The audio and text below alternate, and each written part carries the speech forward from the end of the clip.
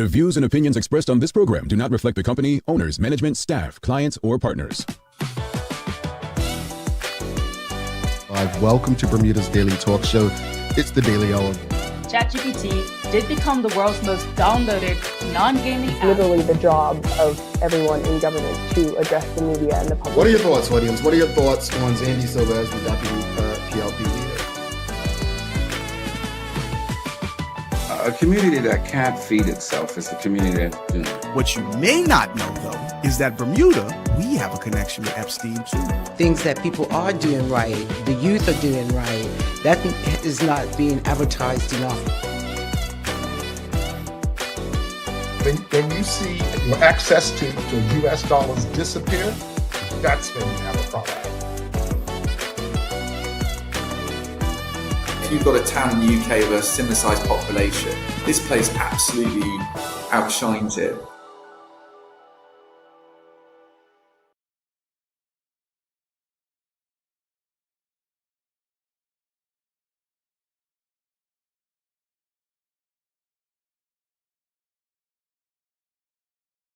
It's Monday, the 2nd day of March, 2026. Welcome to Bermuda's Daily Talk Show. It's the Daily Hour brought to you by the VAC Group of Companies, HSBC, Bermuda Medical House, Lindo's, People's Pharmacy, and big love to Hot 107.5 for ensuring we can pump through the radio airwaves with these most important community conversations. I'm Jamal Hartman, and Teo Dill will be with us in a bit to bring you the latest in the news break brought to you by People's. How's everyone feeling today? Had a great weekend. It's kind of rainy out there right now, but hey, I don't know if people still say this, but back when I was younger, we always used to say when we woke up with a morning like this, it was showers of blessing. So I don't know if that's still a thing or not, but we have awoken to showers of blessings this morning. That's what I'm going to go with. Hopefully everyone is rocking and good and had a great weekend. We've got a lot to get through this morning. It's March 2nd. Big shout out. Happy birthday to my lady Britt over in Atlanta. Hopefully she has a wonderful day as well. And then folks, let's jump right into it. Before we do that, greetings to you all, and thanks for making us part of your daily routine. A good one today as we welcome Michelle White on from Executemps. We're discussing work readiness and accountability for job seekers. Folks, this conversation I'm excited about. I love Michelle and what she does, and I'm really looking forward to speaking about this because we live in a very different time. Trust me, a very different time. And it's not a bad thing, but it's a lot that we all should know. Times have changed. Things have evolved. We're a walking resume these days. We literally are. I always tell people, when you get to a certain point in your career, you no longer need a resume, but there are many people who will never get to those spaces. So really looking forward to the conversation with Michelle White from Executemps. The daily play today is going to be Bermuda trivia. Yep, we celebrate women all month this month, so it's going to reflect Bermudian woman. Yeah. Don't forget to subscribe on our website. Follow us on all of our social media channels to stay up to date with all that we have going on. Help us grow beyond the mic as we do our part to continue to improve our community. All right, folks, let's jump right into it. We've got Suzanne Ingham says, good morning, Jamal. It's super awesome wet Monday. Yes, it is showers of blessing. We've got Shawnette Sumner. Good morning, Jamal. Yes, showers of blessings. Indeed. Is that a Bermudian thing, by the way, showers of blessing? I love it. I love it, if it is. But let's get into it. Here's your daily discussion, folks. Just in case you had too much fun on the weekend, we're going to jump into it. What are your thoughts on the proposed ride-share legislation? And do you think ride-share legislation would improve taxi service? Do you believe it could, it will improve taxi service in Bermuda? Well, what am I talking about this morning? That's what you're probably thinking. I'll jump right into it. Ride-share is no longer just a conversation, folks. Yeah, government, the Motor Car Ride-Sharing Amendment Act 2026 has been tabled by the government, and it officially creates the legal framework for ride sharing in Bermuda. Now, before we debate whether it's good or bad, here are the important details that every Bermudian should understand. And folks, it's only at like 9 pages, probably like 8 pages of reading, right? So if you have time, I'd encourage you to read it. So it's key to understand this is not a free for all. You cannot just download the app and start picking people up. Under this legislation, drivers must apply for a ride-sharing permit through the Public Service Vehicles License Board, right? The licensing board. You must hold a valid Bermuda's driver's license in specific vehicle classes. You must own and operate a properly licensed private motor vehicle, and you are subject to a criminal record check and a traffic offense check. All right. If you have certain unspent criminal convictions, you are prohibited from holding a permit. Now, the board can approve or deny applications, limit the number of permits issued, inspect vehicles, suspend or revoke permits, issue a code of practice governing professional conduct. This means standards will matter. Cleanliness, condition of the vehicle, professional behavior, attire, all of this is written into the law. There are also penalties. If you provide rideshare services without proper licensing and approval, you can be fined up to $10,000. Now, here's another interesting point. Rideshare operators must register with every dispatching service, and those services cannot charge operators a registration fee. And the permit, it will cost $1,000 per vehicle per year. This isn't Uber just landing tomorrow unchecked. It's regulated, it's controlled, it's capped if the minister decides to limit permits.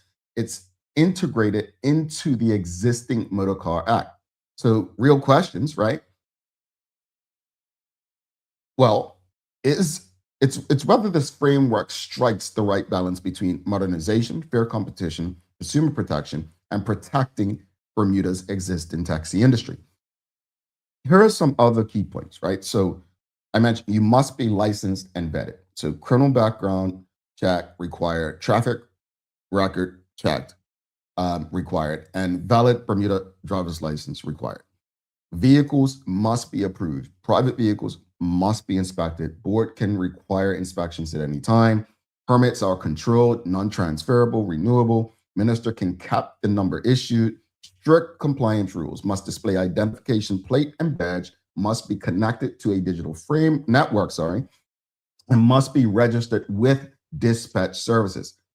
The fines, folks, $10,000. Now, I also was told that the taxis will be given first opportunity. If you try to get a ride and a taxi isn't available, then it goes to rideshare. So again, this is a big move. It's a big move for Bermuda. Modernization. I'm sure we'll probably have a conversation with the Bermuda Taxi Operators Association soon. I know they've reached out over the last year to try to come on. We haven't had them yet, but we'll get word of how they're feeling about this. We'll bring them on to engage live. But I think this impacts everyone, right? This impacts everyone. At some point, we know someone who utilizes public transportation. Now, you all know me. I've been late on this stuff. I remember when rideshare first started in the US and it was Uber. I refused to catch an Uber because I just didn't want to. I don't like to be the guinea pig. I don't want to be the first to do stuff. I no longer use Uber. I use Lyft. That's my preferred rideshare app. Now, it's what I remember about Uber is when Uber first came out, it was cheaper, less expensive, and now it's completely changed. That's no longer. It's really about convenience now. I think this app is really about convenience. And to be honest, many will feel it's a long time coming. But enough of me. This is your daily discussion brought to you by Titan Express and Secure. What are your thoughts, audience? What are your thoughts, Bermuda, on the proposed rideshare legislation? And do you think the rideshare legislation would improve taxi service? What are your thoughts? We've got James Burgess says, when I call a taxi, I get a robot. Well, that's not good. Hopefully this changes for you, James. Suzanne Ingham says, only in BDA. Well, what does that mean? Only in BDA. Oh, showers a blessing. Okay, got you. Good morning to you, Clara Warner. Hopefully you're doing well. We've got Shawnette Sumner says, most of these stipulations are already in place for public service vehicle license holders, and they are not enforced. Plus, there are already taxi and minibus drivers here with rape and murder convictions. Really?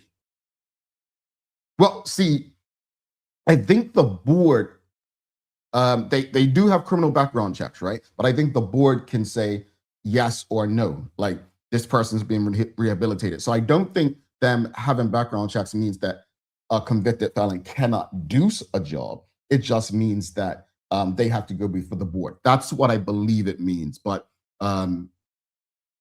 it's a tough one, because if you're on that board, you want to give people a second chance, but this is some serious crimes, right?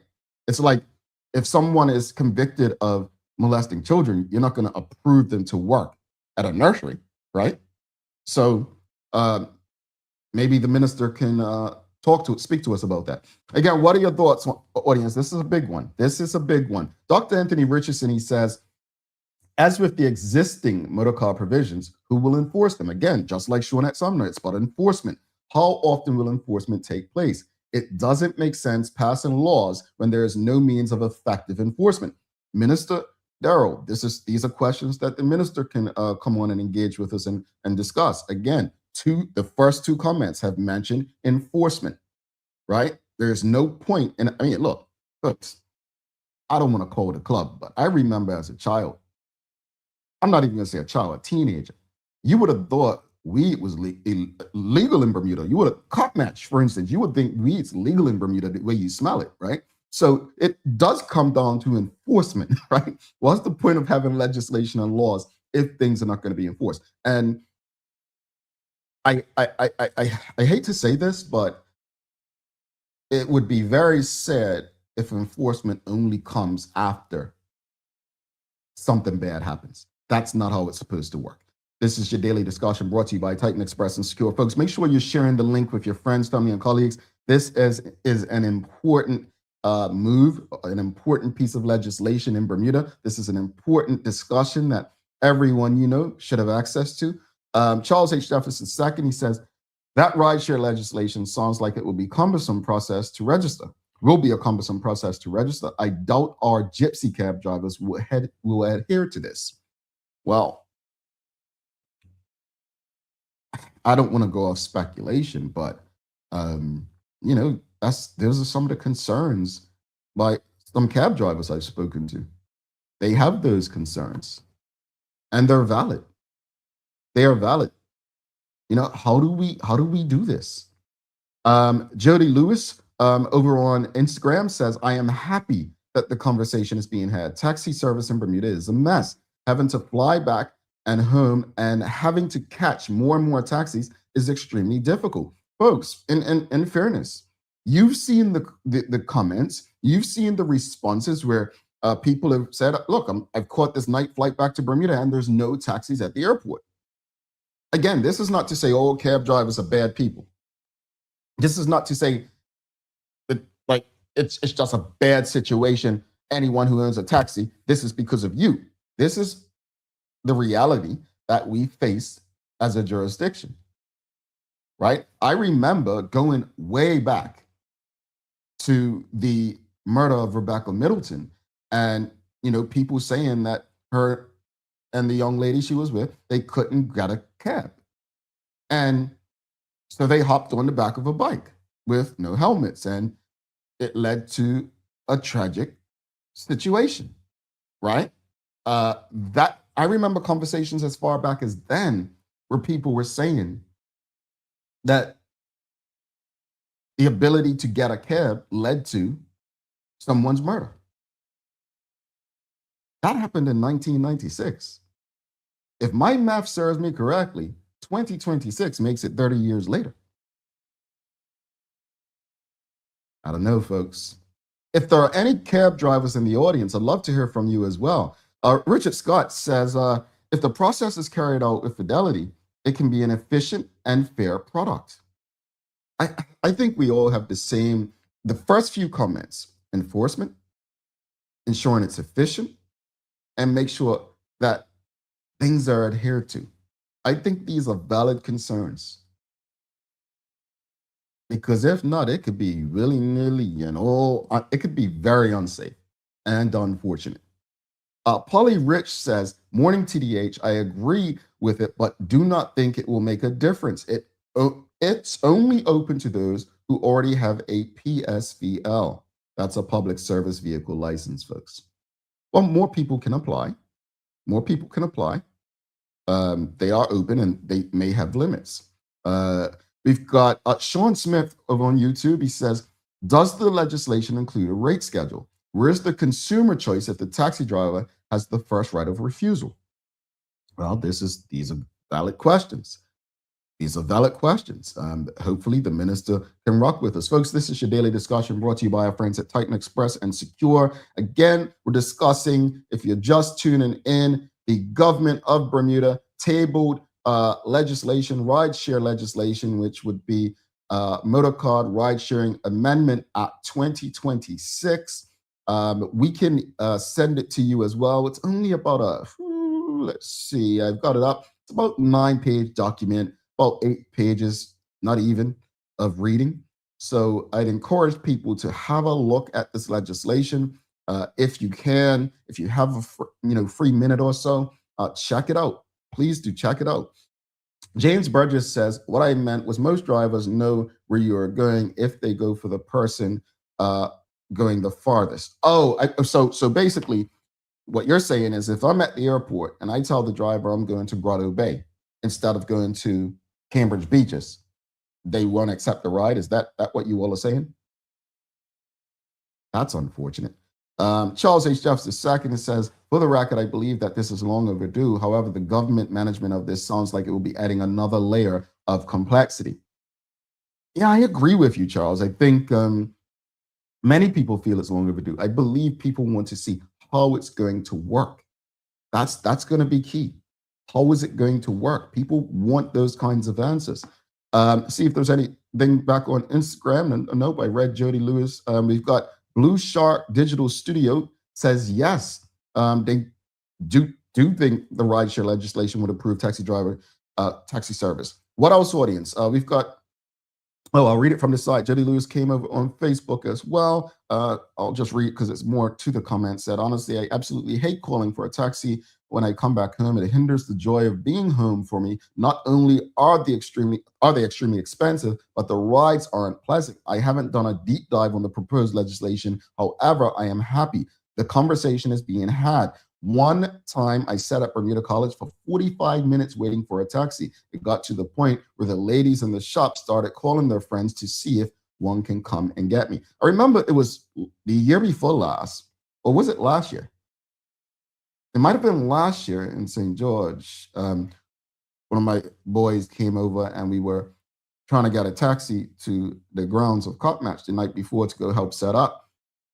And we couldn't get one. We called, we tried Hitch, nothing. We just couldn't get. I think his wife eventually came and took us, if I'm not mistaken, or someone took us, but it was hard. That was my only experience trying to get there. All right, we've got Dr. Anthony Richardson on our dailyhour.com website says taxi drivers are not supposed to turn away people needing a taxi to take groceries home. This has never been enforced. Gypsy cabs identified this gap and now and will continue to fill this gap. Taxi drivers are not effectively regulated, so why does anyone think rideshare will be effectively regulated as well? So I think that's the concern people have. It comes down to the enforcement and regulation. Is government going to take this seriously to the point that it's more than just? I was told by a cab driver about speaking about enforcement last night, right? Saying things are not enforced. Even, someone mentioned cab drivers are supposed to have a specific dress code, and they don't even, adhere to that.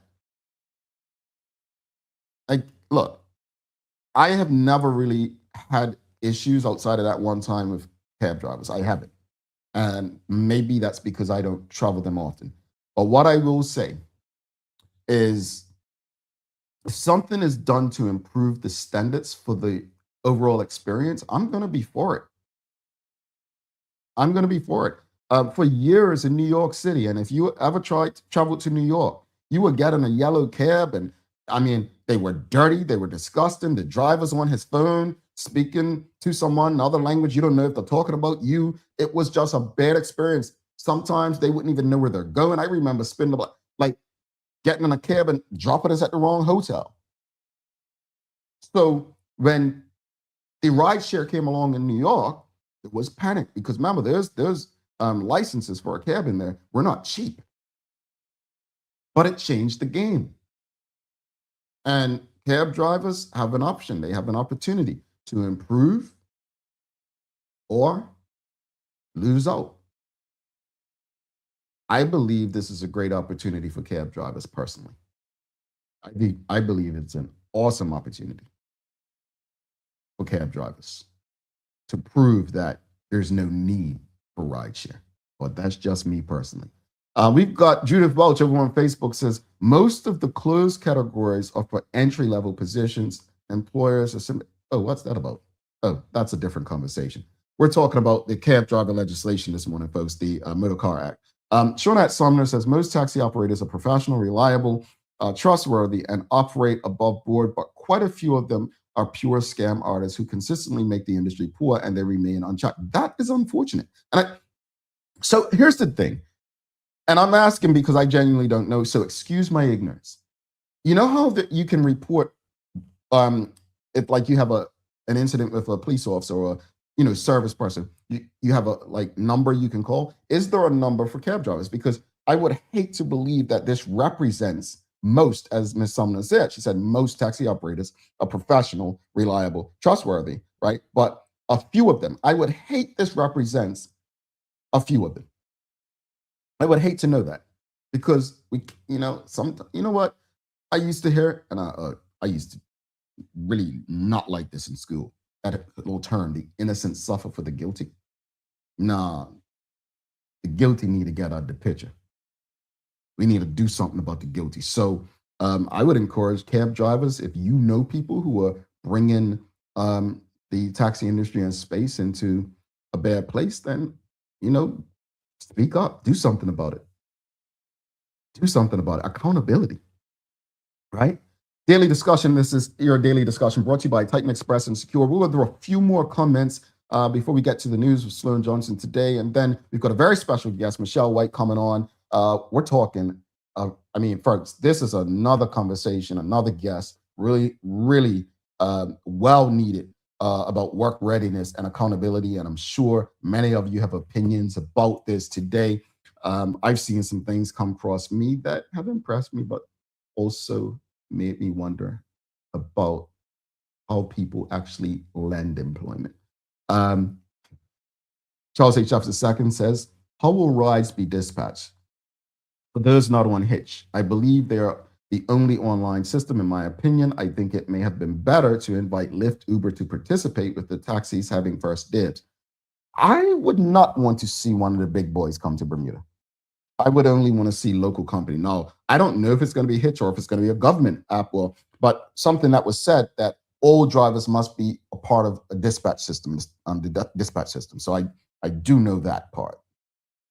Whether that leads to more online options, I don't know. Sean Smith says, sounds like a potential employment opportunity as a traffic enforcement officer at TCD. I thought about it. I said, this sounds like an opportunity to employ more traffic officers at TCD. But here's the thing. For years, if you remember in Bermuda, for years, what they call him, Colin Painter was called RoboCop.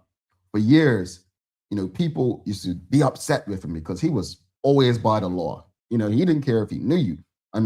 A relative or whatnot. If you was beaten, you were getting a ticket. My concern with the enforcement officers, you got to do your job in the interest of Bermuda and Bermudians. So even they need to be vetted and understand if you pull over your mother who's doing this illegally, you got to, unfortunately, write your mama up. $10,000, it has to be done like that. So I do think it should create opportunities. But again, I'm looking forward to maybe having the minister on where we can talk about that. Maybe I'll sit down with him and bring some things to you all. All right, let's go through the rest of the comments real quickly. This is your daily discussion brought to you by Titan Express and Secure. We've got Karen Simmons says, I have the best taxi driver ambassador in Bermuda. Awesome opportunity for taxi cab drivers. I agree. This is a great opportunity for cab drivers, in my opinion. Dr. Anthony Richardson says, yes, but more often than not, TCD does nothing. Sean Smith says all complaints are handled by the by the Public Service Vehicles Licensing Board. Okay, so there is a place.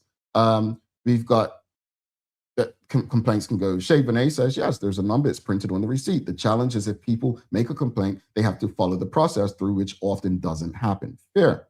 Shawnette Sumner says, nothing is enforced. Dress code, fares, drivers are overcharging, tourists don't know any better, passengers being mistreated and cursed at, accountability at ground zero. This is a whole show by itself. I hope that you're reporting all this, Shawnette, because this behavior only continues if we witness it, know about it, say and do nothing. So I hope this is being reported. We've got Dr. Anthony Richardson says Bermuda has some excellent taxi drivers, but there are also others that are not, making things harder for other drivers. Yeah, innocent suffering for the guilty. Let's go to this final comment. We've got Charles H. Jefferson says, I believe that the taxi industry should be owning/managing this, with the industry earning the profits and not an outside entity. Uber already have the technology. Fair enough. We've got Shay Benet, last comment, says, as an operator, having conversations with visitors, majority are not in favor of Lyft, Uber in Bermuda. Fair enough. And, I would say really what the client wants, right? Thank you all for contributing. Again, if you're streaming with us on Facebook, LinkedIn, YouTube, Twitter, X, or Instagram, you know what to do. Give us a like, love, follow, share the link with your friends, your family, your colleagues. And make sure everyone has access to these most important community conversations. This legislation isn't the government's. It's not the taxi operators. It's not potential rideshare drivers. It's yours. Every last one of you should know what's going on in Bermuda. And as this budget, we keep going through the budget and government legislation, we'll continue to have these discussions, because if I do nothing else, I will have these conversations with all of you because they're necessary. BTOA says, it would be appreciated if the BTOA, which represents the Bermuda taxi owners and operators, to speak on these matters when you have time. Info at BTOA. We have an email, engage@thedailyhour.com. The BTOA is always welcome. They had reached out before, not sure what happened, but you are always welcome to come on this show and discuss this from the taxi operators' perspective. So feel free to send us an email at engage@thedailyhour.com. Feel free to reach out, and we will have those who arrange guests to come on connect with you. We would love to engage and find out how you feel about this, what the pushback is, and address some of the concerns. You've seen the concerns if you've been tuned in about how people are responding to this. Personally, I think that the BTOA should be concerned about this for various reasons, but I also think it's an opportunity. But I'm happy to engage, because the same way the government is sharing why they believe is necessary, the BTOA should have a platform to share why, this is of great concern. Folks, this was a daily discussion brought to you by our friends at Titan Express and Secure. Let's show them some love. After that, we'll go to the news break with Sloan Johnston. After that, we will have our first break and then come back for a very important conversation with Michelle White from Executemps about work readiness and accountability. Stick with us. The daily discussion is brought to you by Titan Express and Secure. Titan Express delivers safe, professional, and reliable transportation and tours across the island. From island tours to cultural experiences, they set the standard. And Secure is your go-to for property management, waste management, and residential and commercial services. Visit securebda.com. Professional, punctual, and reliable service is their commitment to you. Alrighty, let's get over to Sloan Johnston for your Daily Hour news break.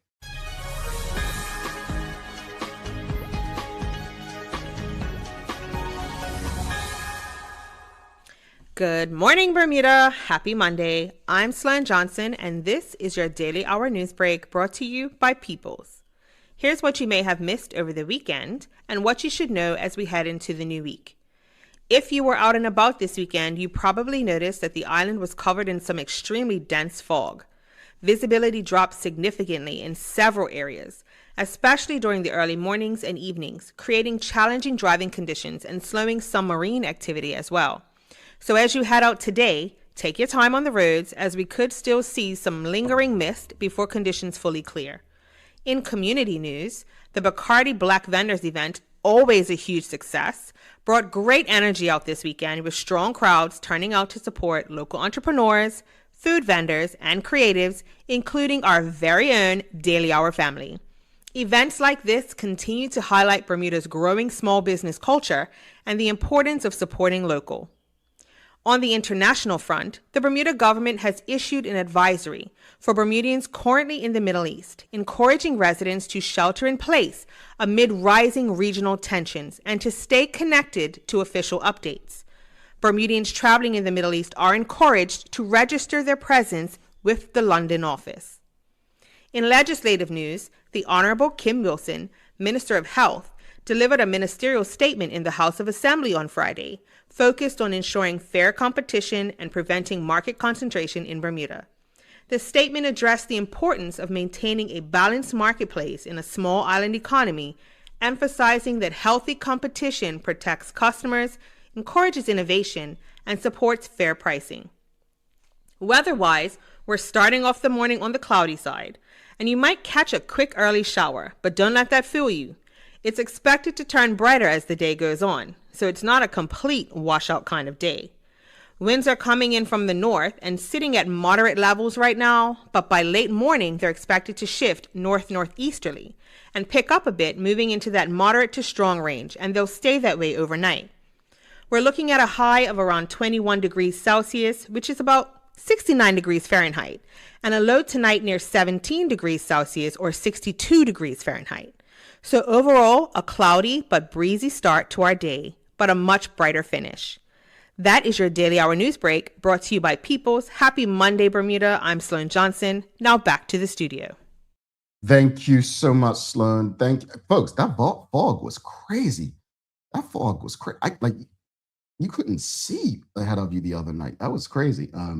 But we got through it. We got through it. Props to everyone who went out to the Bacardi Black Vendors Market. It was jam-packed. And props, man. I say it all the time. Big up to Bacardi. Long may it last. Long may it last. Whether it's Shake Your Future or the Black Vendors Market, they're just doing the work that keeps empowering people in our community. So thanks to Bacardi. Congratulations to all the vendors, and thank you to every last person who went there to support. It's appreciated.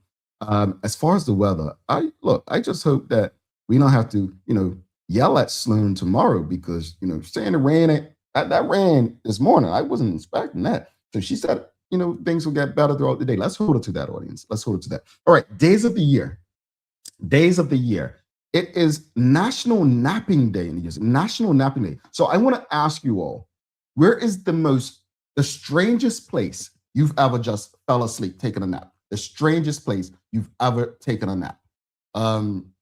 Strangest place. I have to be comfortable. So I'm gonna say cot match. My cot match camp. That's probably the strangest. Because it's strange to me because I'm around a bunch of people and it's loud, but I'm so tired that I just knock out. So that's probably the strangest place I've ever fell asleep. Where's the strangest place you've ever taken a nap, audience? National Nap Day. So I'm not telling you, because I want you all to remain employed. I'm not telling you to do this. But if you happen to take a nap at work today, just let your boss know. I'm just trying to celebrate the day. That's it. Okay, Richard Scott takes the cake. I fell asleep at cotton match. He said disco 40.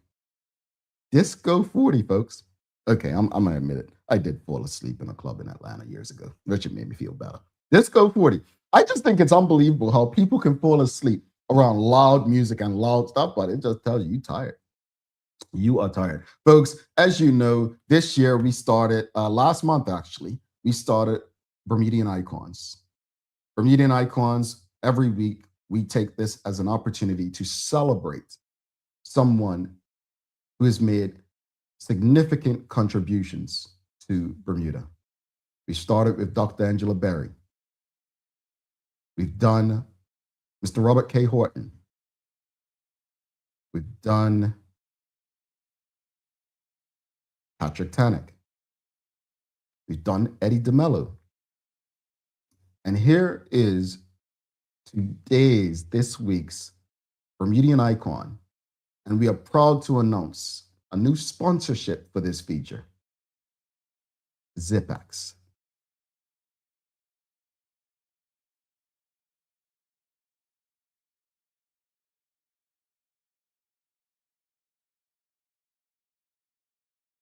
Glenn Fubler has been at the center of Bermuda's social justice movements for more than 5 decades, and it all started when he was just a teenager. In the late 1960s and early 70s, he was active in the island's civil rights push for racial equality, fair employment, and desegregation, while becoming a founding member of the local Black Beret cadre, advocating for economic justice and Black empowerment during a period of deep social tension. Fubler was also involved in Bermuda's anti-apartheid movement, supporting early efforts to isolate South Africa's regime and pressing for global and local accountability around racial oppression. More recently, he shifted towards bridge building on behalf of the most vulnerable, working on prison reform, restorative justice, racial reconciliation, and anti-violence initiatives. From protest politics to peace advocacy, his influence on Bermuda's social and moral direction has been steady, deliberate, and deeply consequential.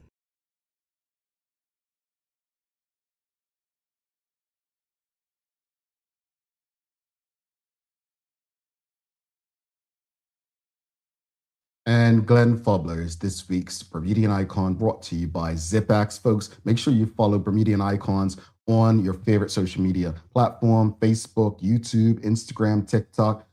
Keep up with who we are honoring and celebrate them and their contributions to the Bermuda we all love.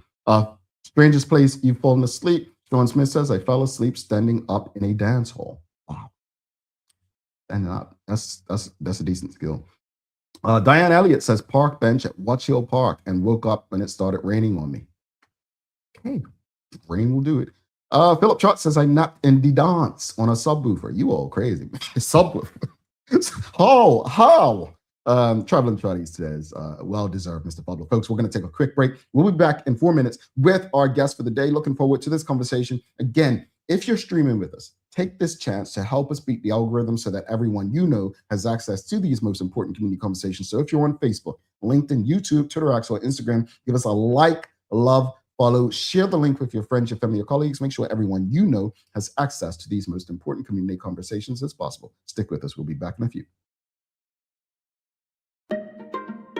People's ACW, located at King Edward VII Memorial Hospital, carries over-the-counter medicines, toys, cards, and even toiletries. Our knowledgeable staff are there whether you're at emergency, visiting family, or a member of BHB staff, to show you our best even when you're feeling your worst. People's ACW, we're here for you.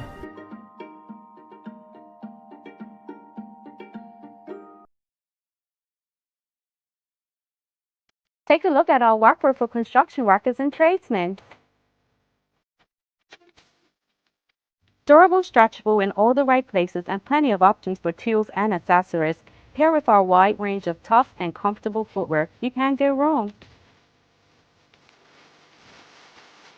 As you can see, Medical House really is a one-stop shop for everybody. We can't wait to see you. See it all at our new expanded location on Bakery Lane. Discover Drop It, your go-to grocery delivery. Browse and select from a wide range of groceries, from fresh produce to daily essentials. Our friendly drivers deliver fresh groceries to your door fast, saving you time and hassle. With Drop It, you get fresh groceries delivered fast so you can focus on what really matters. Drop It, freshness at your doorstep, delivered to your door with Lindo's. Why go anyplace else? What lasts isn't what you buy, but what it becomes. With the HSBC MasterCard credit card, every spend quietly adds to a story shaped by intention and offers what matters most. Support that meets you where you are. Protection that preserves what you choose. Confidence for the unexpected. Peace of mind wherever your story leads. Start your next chapter. Use your card today. HSBC is licensed to conduct banking and investment business by the Bermuda Monetary Authority.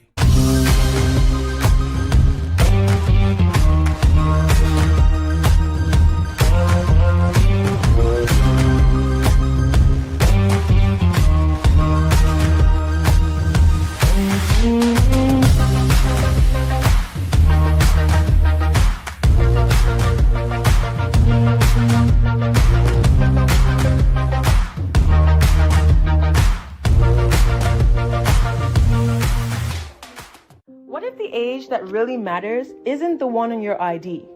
You probably know your chronological age, the number of candles on your last birthday cake, but there's another kind of age that may be even more important. your biological age.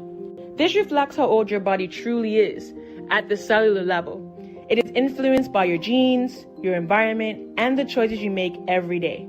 Two people can both be 40 years old on paper, but one may have the body of a healthy 30-year-old, while the other is biologically closer to 50. The difference? Lifestyle choices on nutrition, sleep, stress, exercise, and exposure to toxins. That means you have some control over your biological clock, and that's exactly what makes it so powerful. Because when it comes to aging, it's not just about living longer, it's about living better. Want to know your predicted biological age today?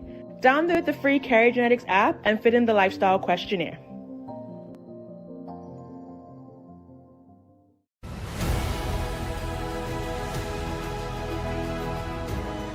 Yeah, I don't got this. I'm gonna be fast to delivery on.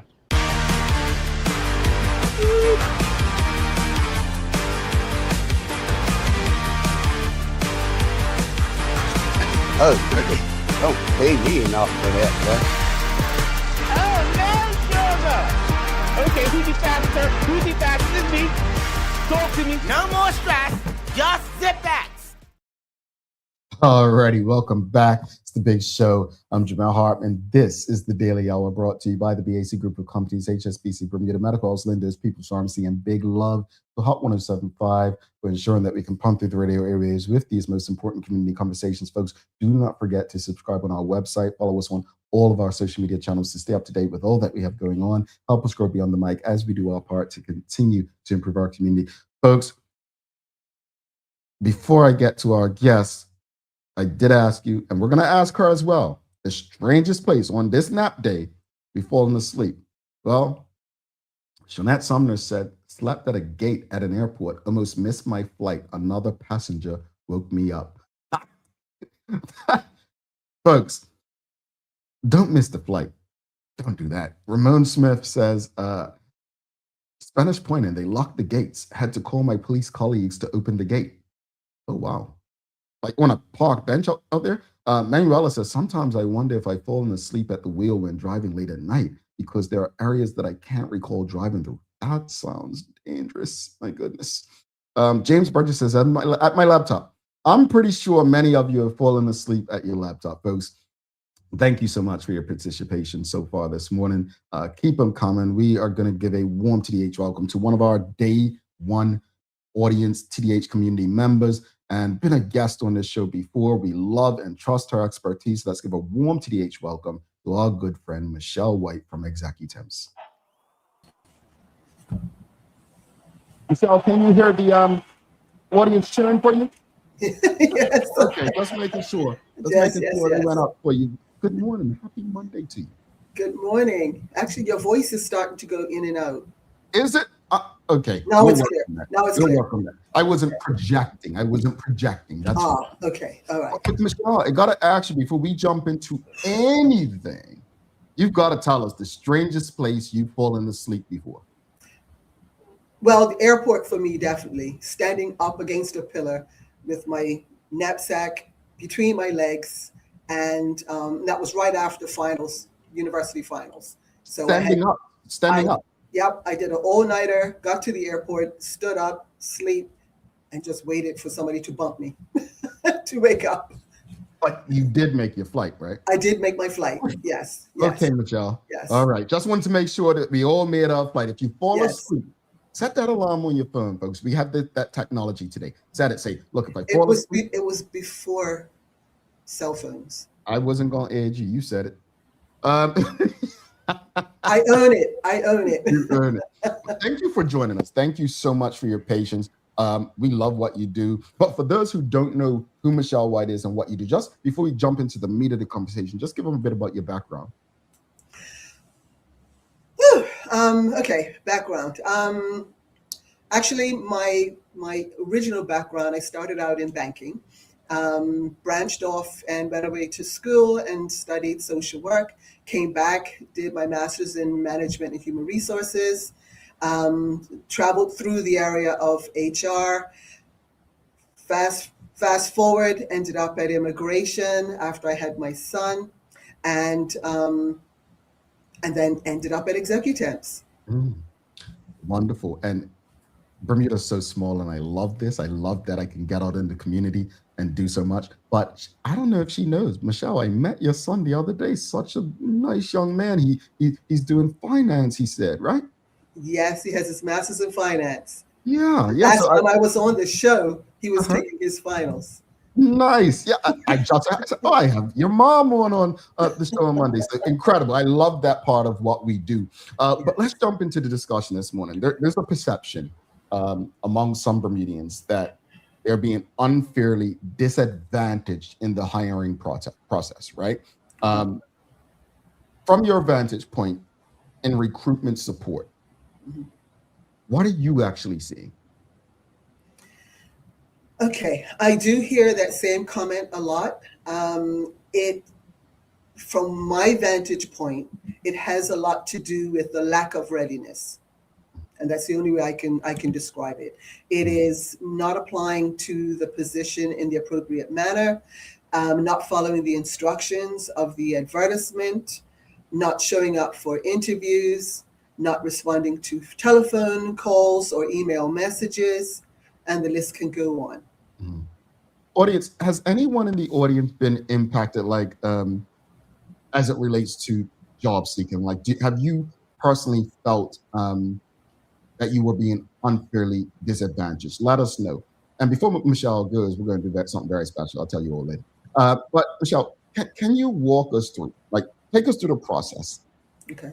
screening process, like when executants, when someone contacts you or contracts you, from job advertisement to reviewing applications, what does that process look like? Okay.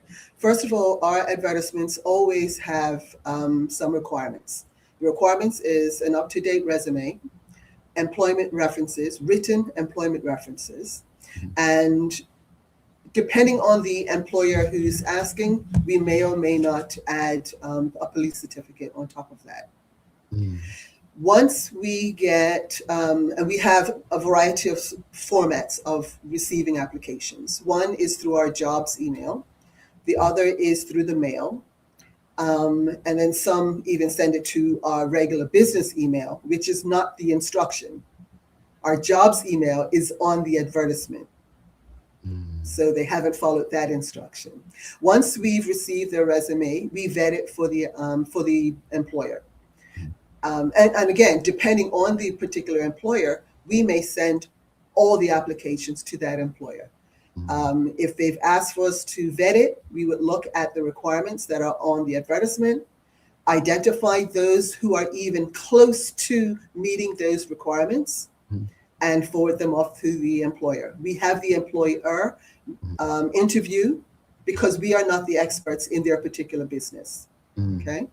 Once they go through the interview process, I ask them why they did or did not. First of all, they inform me whether or not the person showed up to the interview, how they showed up to the interview, what their attitude was like upon leaving the interview, and then they'll provide us with instructions in terms of whether or not that person has been accepted for the position.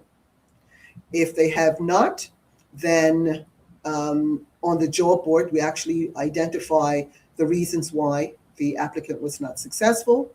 And if there's a position that is available and there's a work permit person who meets those requirements, then that person will also go through the screening process. You said that many applications are incomplete or don't meet the stated requirements. What are the most common mistakes applicants make that hurt their chances today? Incomplete applications, not sending in the information that is required. Like I said, our advertisement says up-to-date resume.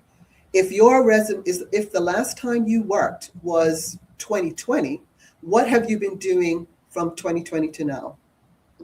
I'm not going to sit here and guess. And so that would be considered an incomplete application. Many persons would have their resume on the job board and leave it there. If we get that resume, you haven't updated your job board profile, then we are going to be receiving a resume that says 2020. That is not a valid up-to-date resume. it says 2 written references. Putting the person's name and phone number at the bottom of the resume is not a written reference. It is a letter written on your behalf from one of your previous employers. And at minimum, sometimes they would just say, so-and-so worked here for a period of time, and they won't make a comment against their character in terms of their working ethic. And sometimes that's a clue too.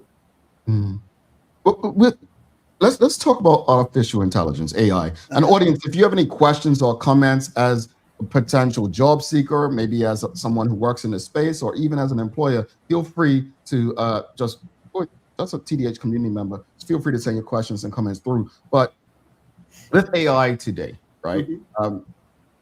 Some people may be tuned in and be like, "Oh, I'll just use AI to do my resume and respond to the challenges you're speaking about today." What are the advantages and disadvantages of using AI to do your resume?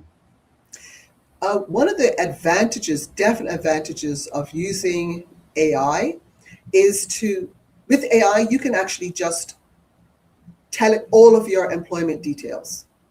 The dates that you were employed, the positions you held, what you did, and it will structure everything for you. That is fantastic. But if it's not in your language, if it's not how you speak, if it's not how you write, and I'm not talking, the bad spelling and things like that. Sure, use a thesaurus or a dictionary or whatever, get your spelling correctly. But an employer can tell if a resume has been doctored through AI for an individual. And sometimes it's as basic, and I've seen it myself. When I use AI, and I use it frequently just because sometimes I have too many thoughts and I want it structured and put in order. And there's punctuation that looks different. There's all kinds of little nuances within the writing. We would like to see an effort put into the resume writing, but at the same time, it has to be in your language. Correct. It's interesting you mentioned that, and I'm not trying to call anyone out on this, but it's just fascinating to me how AI is changing things, and I always wonder if people can pick it up. So, for instance, I read social media posts. I can literally, this is not this person writing this, and it does. I'm gonna be honest, it makes me judge, because as a person who just speaks from my own thoughts and clarity, because I just like to own my stuff, whether it's popular or not, I don't think people understand it. It's not helping, and it's not helping in a job space, because you don't want to sell yourself as something and then get there and then not be able to deliver. Can you speak to that?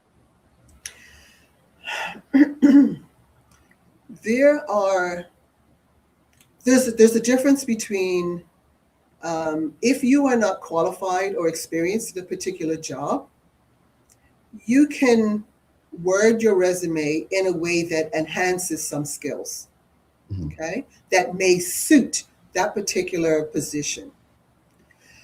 But if you use AI, it would say something like,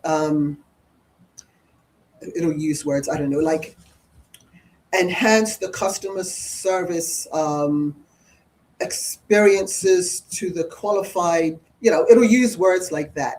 And basically the only thing that you did with regards to customer service, or even waiting on tables, it would be you pick your plate up from, you took your food up from the stove and you put it on your table. That doesn't make you a server, a waiter. But because maybe you've never done the job before and you feel that you can word things in your everyday life that says, I may not have done that particular job for an employer, but I have the skills and the wherewithal based on these experiences. And if you use AI and you don't give the right messaging to AI, it's going to make you look like you have been in the field for the last 10, 20 years, silver service and the whole kit and caboodle. So you have to be mindful. Audience, if you have any questions or comments, please send them through. Let's go to the audience, Michelle. We've got Shika Rana asking, why are references still requested? Asking because I've had 3 roles in the past decade and not once was I asked to provide references. So I thought this practice was over. I'm going to jump a few steps. When it comes to, I'm in the middle of getting ready to launch a platform, and it's going to require that applicants or candidates are pre-screened and job ready for employers who are going to be using the platform. Employers will want to know that someone can speak on your behalf. They're going to want, it's like, what better way to ensure that you're credible than someone else putting their reputation on the line to speak on your behalf. And so it helps with the screening process for employers. You will find that depending on the industry or depending on individuals, they may not care about references simply because Bermuda is so small. But we're now dealing with a lot of international businesses, a lot of new businesses, new restaurants coming online. These people may not know you. Bermuda isn't the Bermuda of yesterday.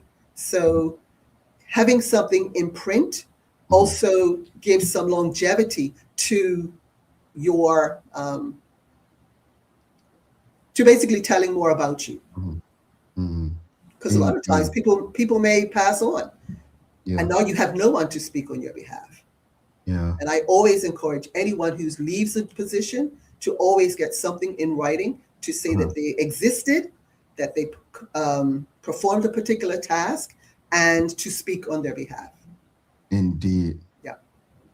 Can you just, and folks, I just want to ask the audience, when you apply for a job, do you go through directly to the company or do you go through an agency? I want to know how many people actually have gone through an agency. And speaking of that, just clarify the difference between what Executemps, your organization, and a traditional employment agency does. Okay. Executemps operates on behalf of employers.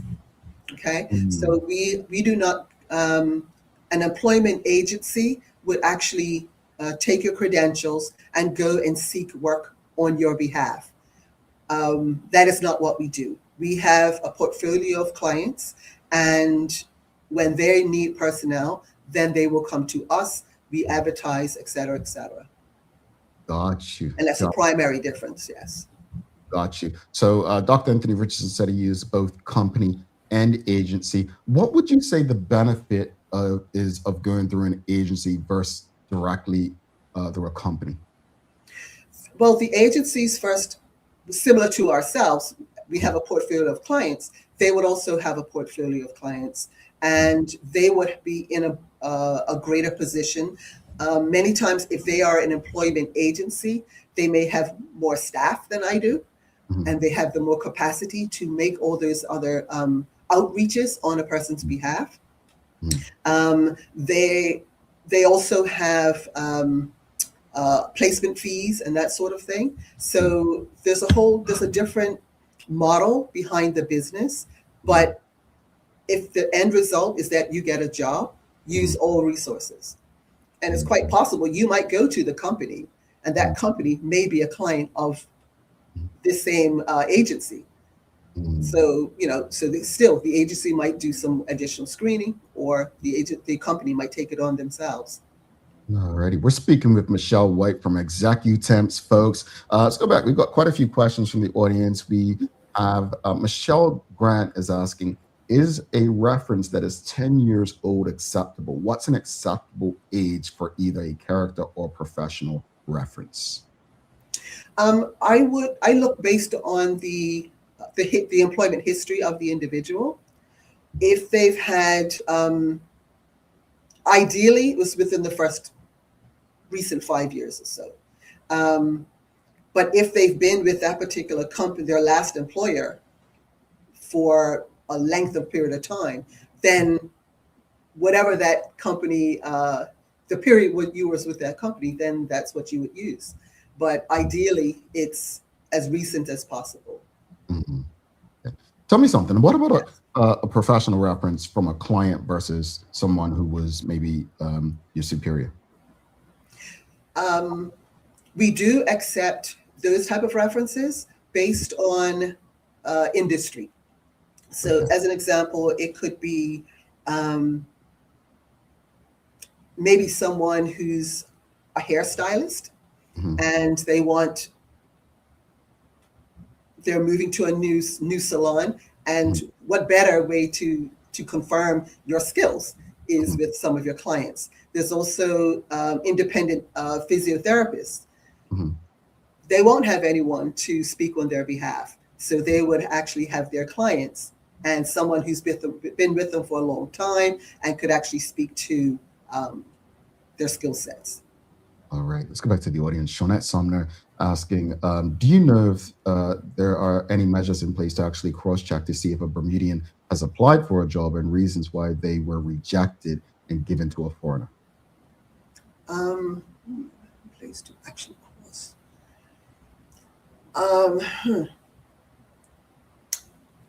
If that's well, first of all jobs that are advertised, if they're advertised and a foreigner has it, then you can guarantee that it's been advertised. Let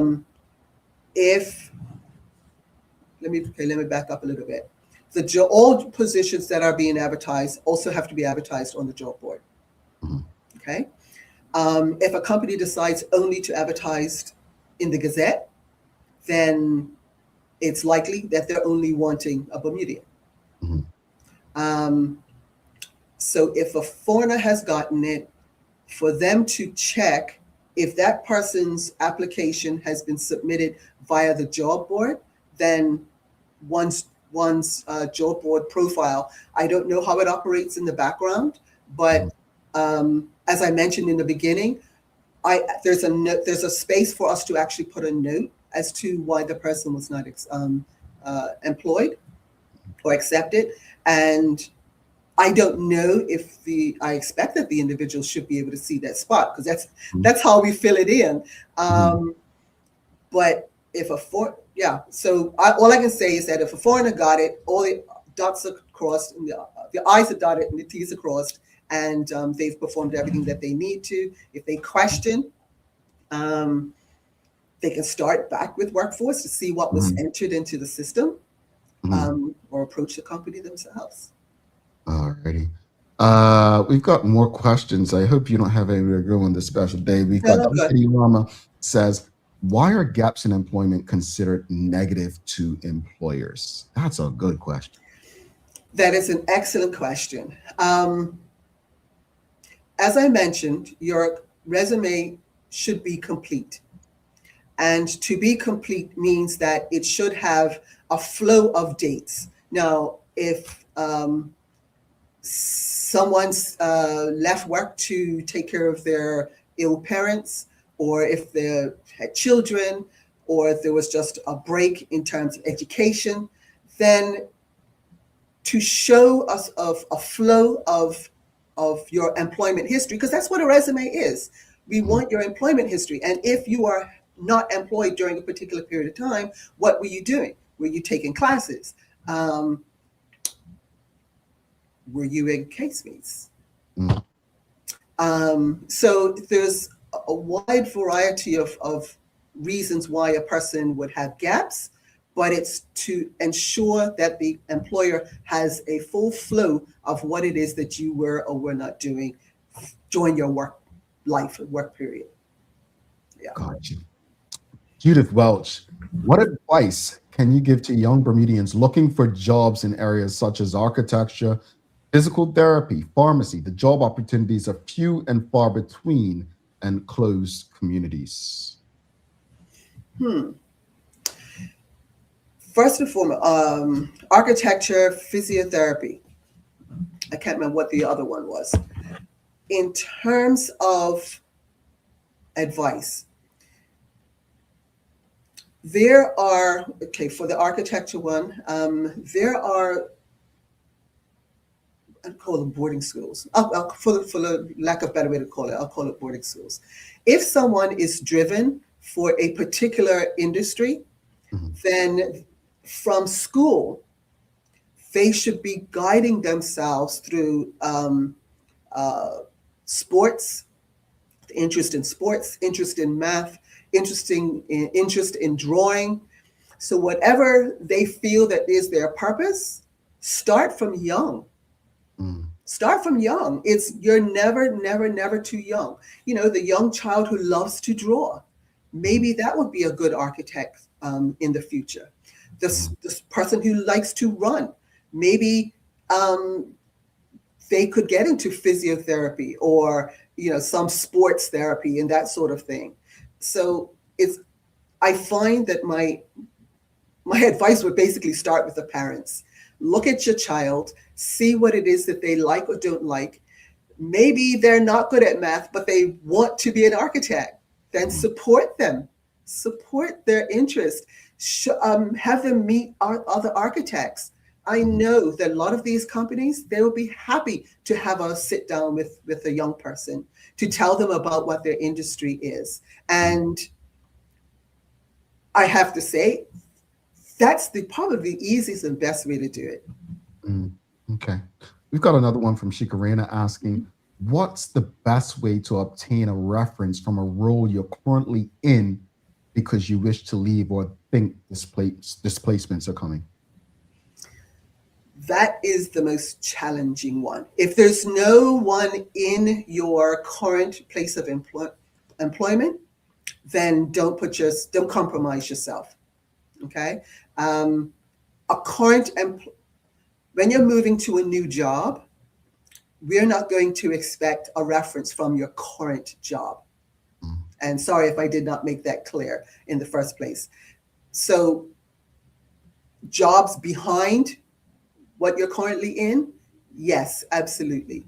But no, under no circumstances will any company or agent expect you to compromise your current role for something that might or might not happen.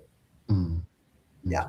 We've got Charles H. Jeffs II. He says, Casemates has been closed for 30 years, but if someone was in prison, how should they frame that? Hey, I'm dating myself. Give me a break. I'm dating myself, okay? What if they've been a stay-at-home parent for some time? Then say that they've been a stay-at-home parent. Okay? You know, and if they really want to be pressed, get a note from the school to say, you know, so-and-so the child has been in my school for the last X, and the parent has been participating in all of the school events that obviously a working parent would not be able to. I don't know. Sometimes you could be creative, but, you know, you can say that you were a stay-at-home parent. Okay. We've got Traveling Trotty says, how does the English proficiency exam operations in Bermuda, are you asking how, okay. Traveling Trotty, are you asking how do they work? How does the English proficiency exam operations in Bermuda? Are you saying who does them or how do they work? And do they? Okay, could I because this is small, I can't really read it even with my I'm not asking you. I'm asking her if she can restate because it says. Go ahead, read it. I think I know what she's saying, but go ahead and read it. Okay, read it as she's got it. Okay, how does the English proficiency exam operations in Bermuda? And do they test do they do the test before or after arrival of work permit? Okay, so the English proficiency testing process is to be done outside of Bermuda. So anyone who's currently in Bermuda are not required to take the exam. During the work permit process, when the overseas individual, the brand new person, when they come in with their application package, they should have the results of their English proficiency exam there. There's no set number in terms of pass or fail. It's just do the test and submit it. But yeah, and the only time it's going to be done here is if, and I've had one of these situations where I had someone come in on an emergency case, on an emergency basis, and when we submitted their full permit, the person had to do the test here, and boy, Interesting. what an experience! Interesting. I'm glad I speak English. We speak English, but I question whether or not we'll pass the test. But Yeah. that's another story. Yeah, I could imagine. Kiz's Delight says, I've seen a job ad recently asking for a reference from your current job. Speak to us. If this happens, what do we do? They should not be doing that. What would you do? Maybe submit everything above and beyond except for your current one, and maybe do a small note that don't say that it's against employment policy or things like that, but submit it without it, and maybe with a one-liner as to you're not like to compromise your current position by submitting that additional information. Yeah. But the main thing is to acknowledge it, because this, and it goes with the gaps in the resumes also, is that persons don't acknowledge. It's like filling out a form, and you know that this section doesn't apply to you, but if you don't put a line through it or write NA or X or something like that, then I don't know if you accidentally missed it or not. So if they've asked for a particular bit of information and there's a challenge with it, then just do a small note that says, respectfully, I don't want to compromise my current place of employment, something like that. Yeah. That's perfect. Yeah, I love that. I think the gap thing bothers me a bit, though, because I remember I've only experienced it once. When I went to graduate school, I wasn't working for 2 years. So I remember being asked, oh, so what's this latest gap?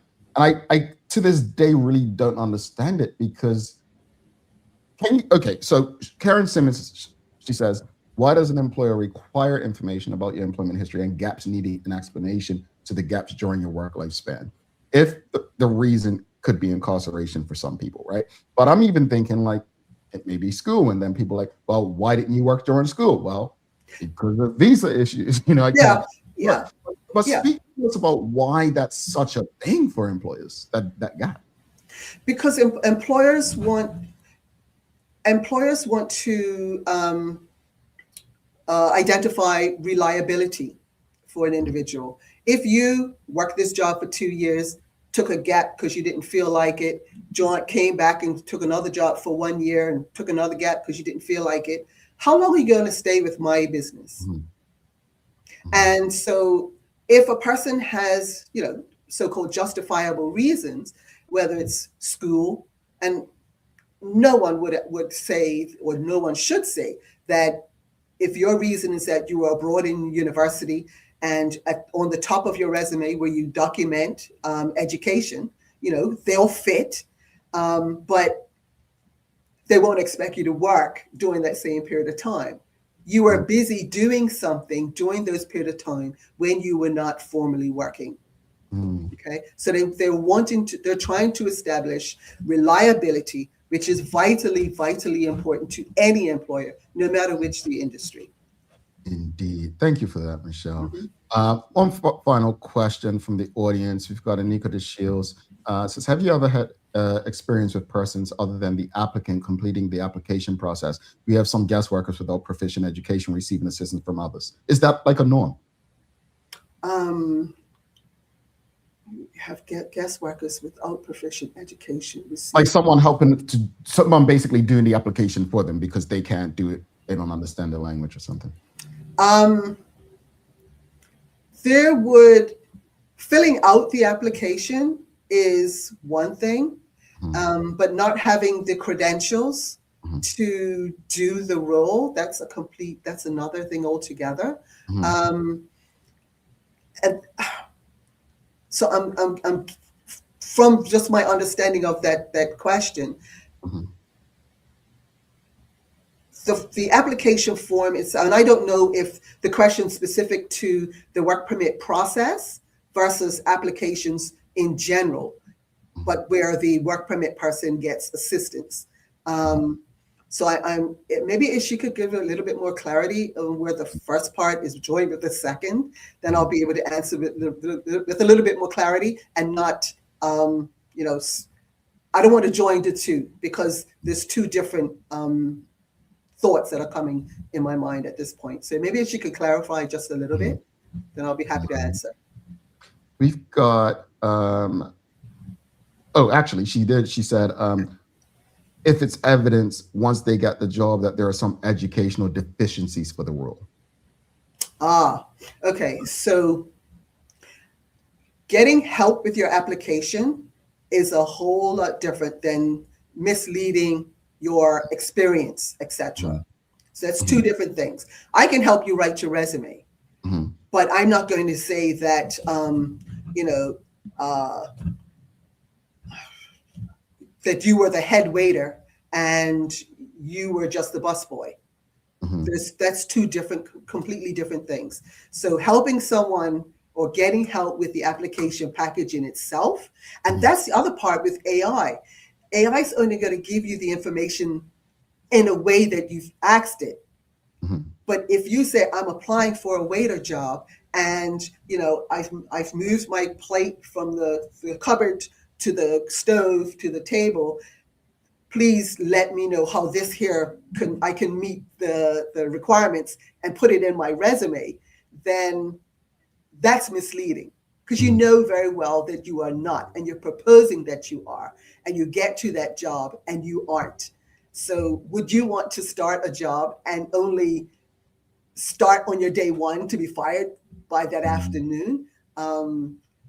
That's, that's kind of a ridiculous situation, but I'm sure others have helped. Others have done it. I promise you we're going to let you go, but people are loving the conversation. Charles, no problem. I'm here, so it's fine. He says, what if the person couldn't find suitable employment and the person takes an underemployment opportunity? How should that be framed? That is, especially in this current age, that is the problem for many. Because some companies don't want to take someone who's in a senior position and put them into a lower position, expecting that, because every level of employment has its own qualifying people. And so you wouldn't want to make someone a receptionist when this lady over here, she is actually in the role, and put somebody who has a doctorate in a reception position. So depending on the company and their thought process, and it's very, very hard because I've heard many times people come and they say that I'm over educated for this particular role. I'm too experienced, but I'm willing to do anything. Well, the person who's also willing to do anything doesn't have those experiences that you do. They can do an aptly enough job, because maybe the company's fear is that now you're going to be asking for more money eventually, because I not only am I a receptionist, but I can also do this and I can also do that. And it's like, no. You know, this company runs off of 5 people. I can't have one person doing 5 people's jobs. I don't know. It's a mindset with companies, but I do hear it all the time. And it's very frustrating for many, I know, but from a business standpoint, they're looking at a particular skill set to a particular role, and they may rather wait to find that person rather than give it to a more senior person. It's very challenging. And, you know, all I can say is for anyone out there who is struggling with that same concern is that in the meantime, maybe try entrepreneurship in some form or fashion. It's hard, but you know, there are people out there who maybe they're good at AI, Mm-hmm. and they'll go promote this, and that's all. Bringing in somebody is better than bringing in none, until that proper rule comes in and Yeah. available to you. So I, be creative. I think that you literally touched on something Anthony Pete said earlier. Kind share, intentionally share with your children an entrepreneurial mindset as you grow them. Establishing a business concept really grows them as they work aptitudes they possess. Also understand it's a big world with global opportunity. So I think the point that I want to emphasize that you're making right there is drawing that gap if you are finding yourself underemployed. I mean, that's pretty much what I did. My position was made redundant with Bermuda Tourism Authority. I like to say fired because that's what it was. But anyway, potato, potato, tomato, tomato. But my point in saying that, Michelle, is that I knew what I loved to do, and I created that opportunity. And here we are today having this conversation 8 years later because of that advice. And so I want to emphasize like what you said, folks. I understand that so many people believe, well, we can't be all be entrepreneurs. But what we do all possess, I would hope, is if we can do a job for someone else, and we can find a way to do it for ourselves. Someone may say, well, I'm just a cashier. Well, you manage money, right? Somebody may need assistance with you. You have all of these people who are self-employed doing their jobs. That person may be an electrician or a plumber. They may not be able to manage the money like they you could. So there are opportunities like that. So I like that you mentioned that, and I was waiting for the opportunity to mention that folks, sometimes life is not about waiting for somebody to give you an opportunity. Yes. It's really about creating the opportunity using the skills that you have. But I want to go to this question from Tracy Grant real quickly. Says, how would people be advised to get around situations where employers have a policy of not providing references? They will only confirm dates of employment. Well, number one, that's the first step, because there are companies who do not provide that,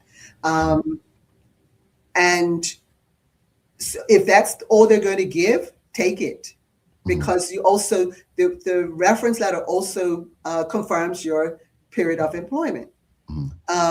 Which, let me add to there, because there are small businesses who may not know how to write a proper reference letter.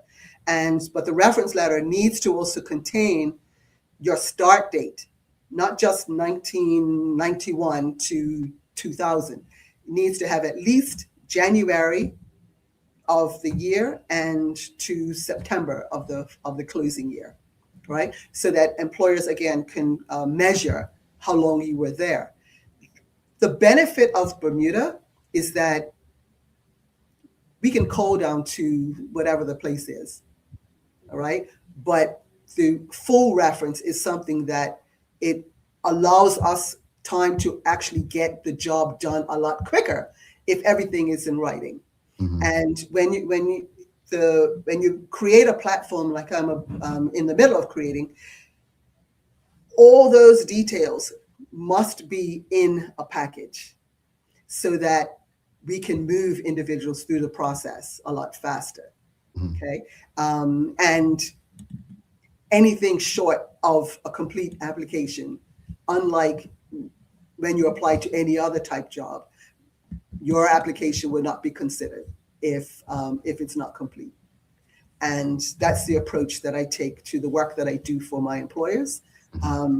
If you want your application to come through when you're applying for any of the jobs to Executemps, make sure it's complete. Make sure everything is as requested, because if it's not, you won't get very far. Before you head out, Yes.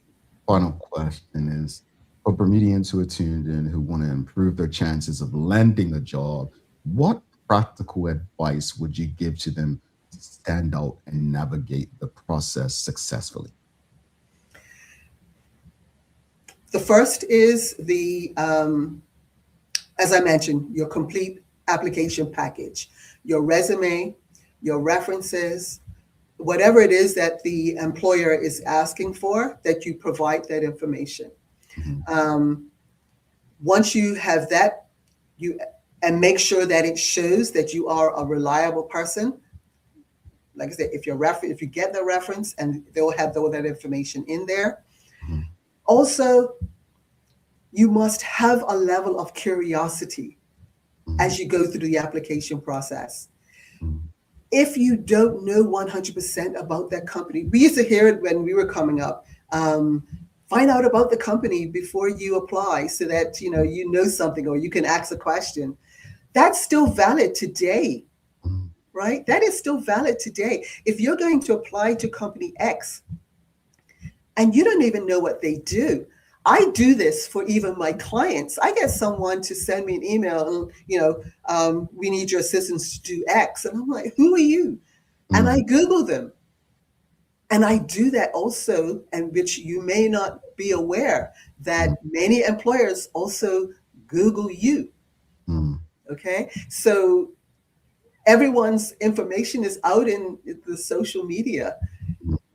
What you don't tell us, we will probably find out with or without your reference. And if you've got skeletons in your closet, wouldn't it be best to be accountable to whatever your issue is than to have us find out on the other side of it, which means you've misrepresented, you've lied, and now you've broken trust. Yeah, indeed. Michelle, it's a very special day today. It's a big day today. It's a big, big day. I'm full of big days. The Daily Hour is always giving big days, choosing, on big days. Yes. Yeah, it's your birthday today. And, I love birthdays. And I think for you to, on your birthday morning, for a big birthday, a milestone birthday, big birthday with us, I must say, we're grateful, we're thankful, and you've been like a day one. So that said, we're going to have something very special for you later this week. Not just for your milestone birthday, but for also everything that you do. You've been a day one supporter of this show. You are one of the people who have made sure other people join you in being part of these conversations. And we've had quite a few people who've been in the audience from the beginning of time and who've been a guest on this show. And I am grateful for every last one of you. So I just want to say, an audience, if you are out there, if you're rocking with us still, it's been a long conversation, a helpful conversation. We want to say, please, happy birthday, number 65 to Michelle White. What are you planning on doing for your birthday today? I'm doing it now. This is a great way to start. I love it. In actual fact, you know what? And here's an idea for another guest. Someone to come on and talk about all the things that you need to know after you go 60, and then definitely after you go 65, because I'm going to be spending the next hour running around town, dropping off applications and filling out forms of all. And first thing on the list is getting my my driver's license updated and getting my senior citizens card. And I'm going to go on a ferry ride. I love it, Michelle. Honestly, everyone in the audience, Karen Simmons says, happy birthday anniversary. Enjoy your day. Michelle Grant sending some birthday wishes. Jewel Eve sending some birthday wishes. Trevor and Truddy, Suzanne. Thank you all. Nika DeShield, Stacey Ann Brown, Shika Raina, James Brown. And I say from everyone, part of the TDH community, we are wishing you many, many more years of great health and happiness. And thank you for beginning your 65th birthday with us. Enjoy your day, and we'll be in touch by the end of this week. Oh, and by the way, I gave away my cards that I picked up on Friday. Don't worry about that. I gave away. I said, okay, this person, they need it. We've got you covered. Don't worry about that. We've got you. Have a wonderful birthday. All right. Thank you all. And you have a great day too, everybody. Thank you for the wishes. Bye-bye now. Michelle White, folks, if you appreciated that discussion this morning, an awesome person she is, please make sure, seriously, I'm asking you kindly, whether you're streaming on Facebook, YouTube, Twitter, X, or Instagram, give us a thumbs up, a love, a like. Make sure you write her, send her some birthday greetings, and as Charles says, free bus rides day, Michelle. Happy free bus rides day, Michelle. Folks, we're going to take a final break. After this, we're celebrating Women All Month. And we've got a question for you in the Daily Play, Bermuda Trivia about women. Don't go anywhere. I want to see if you get this. Stick with us. Dreaming of expanding your business? With BDC's Loan Guarantee Program, we support your ambitions. Get up to 75% guarantee on bank or credit union loans up to $300,000. Just your vision and our support. Apply today and unlock new business opportunities. BDC, Bermuda Business starts here. Looking for the best care for your pets? Novazok Feed and Supply has everything you need, from top quality foods to toys and supplies. We've got it all. Join our frequent buyer program and earn rewards every time you shop. Plus, we've been awarded the Clever Customer Initiative program for helping you save more. And don't forget, we open an hour early on Saturdays so you can get a head start on your pet care. Visit us today or shop online for easy pickup or delivery. Your pets will thank you.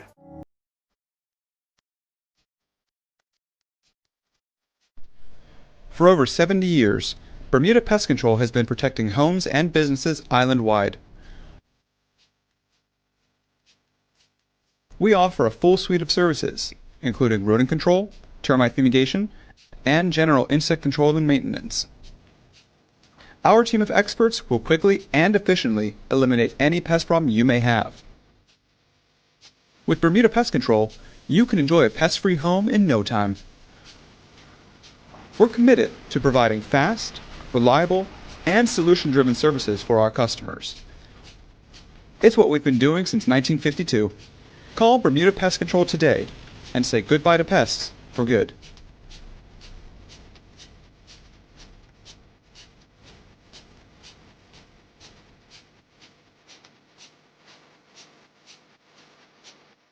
Every space has a message, whether it's a store, a government office, or a doctor's waiting room. With Store Tunes Radio, transform your environment with customized music and professional messaging that keeps people informed, engaged, and at ease.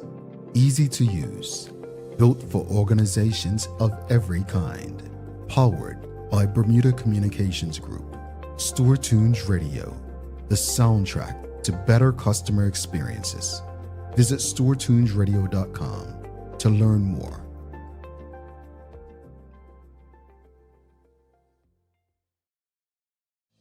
The Office of Consumer Affairs protects residents by promoting fairness, safety, and transparency in the marketplace across the island. We investigate complaints, manage recalls, educate the public, and enforce consumer protection laws to ensure fair treatment for all. Our team supports consumers by resolving disputes, providing guidance, and helping residents understand their rights and responsibilities.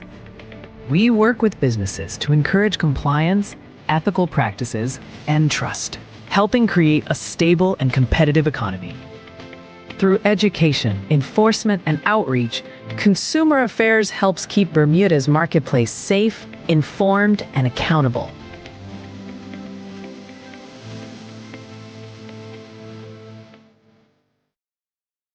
Alrighty, welcome back to the big show. This is the Daily Hour brought to you by the BAC Group of Companies, HSBC Bermuda Medical House, Linda's People's Pharmacy, and big love to Hot 107.5, ensuring that we can pump through the radio airwaves with these most important community conversations. Once again, we want to say thank you to the birthday girl, Michelle White from Executemps, for stopping by today for such an important conversation.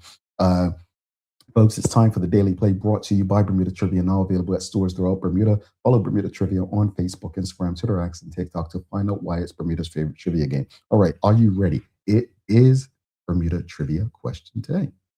All right, let's see who gets this. Jenny Smet competed for Bermuda at the 1992 Olympic Games held in Barcelona in what sport?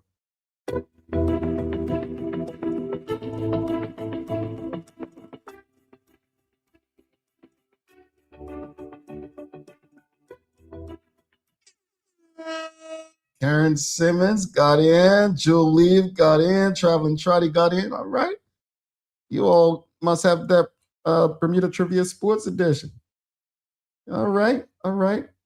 So Mr. Photogenic was out doing this the other day. And someone said breaststroke. Well, he said, nope, Swimming. Oh, breaststroke swimming. Folks, yes, it is. But the answer is swimming. It's like saying she done, she competed in a certain dive. Well, it's diving, you know? So yes, breaststroke it was, if we want to be particular, Sheikah. Yeah, swimming. Michelle Grant, Jennifer Souza, Polly Rich, Suzanne Ingham. Think of the shits. Everyone got it. I'm glad we know about our Olympians, and Jenny Smack continuing to do great things in the community. She's been on the show before, so props to her. Folks, we got to get out of here. But before we go, let me just say, as far as the discussion point this morning regarding the modernizing of the Motor Car Act and improving, through ride share legislation, I think all of us just want a better system and situation. I think that's all we want. Is this rideshare legislation going to get us there? Maybe, maybe not. Time will tell. But I definitely believe that the conversation and action is long overdue to improving the situation. We look forward to hosting the BTOA to hear from them, and maybe the minister will be open to discussing it as well. As far as the conversation with Michelle, I really hope that you all took something from today and can apply it. If not for yourself, for someone else who may be looking. There are young people who are leaving schools or looking to transition. There are people who are very seasoned who may be looking to pivot. These conversations are for all of us, not just for us to help ourselves, but to help those in our community who may need the information that is shared. I hope you all found it valuable. All right, I've got to give you some daily inspiration and then let you go on your way. So this is from book 3, my third book, which will be up later this year, Voices of Change. And the quote goes like this: if you continue to let other people tell your story, your truth may get lost in translation. I'll leave you with that. All right, we've got to let you go. So please, if you haven't already and you're streaming with us, give us a like, love, follow, share the link with your friends, your family, your colleagues. Don't forget to subscribe on our website. Follow us on all of our social media channels to stay up to date with all that we have going on. Help us grow beyond the mic as we do our part to continue to improve our community. Thanks again to our partners, the BAC Group of Companies, HSBC Bermuda, Medical House Lindos, People's Pharmacy, and big love to Hot 1075 for ensuring that we're able to pump through the radio areas with these most important community conversations. As always, we appreciate you, we love you, and we thank you for making us part of your daily routine. If all goes well, we'll be back to do this again with you tomorrow. I'm Jamel Hartman. Please do make it a safe and a great day. We are out. Peace.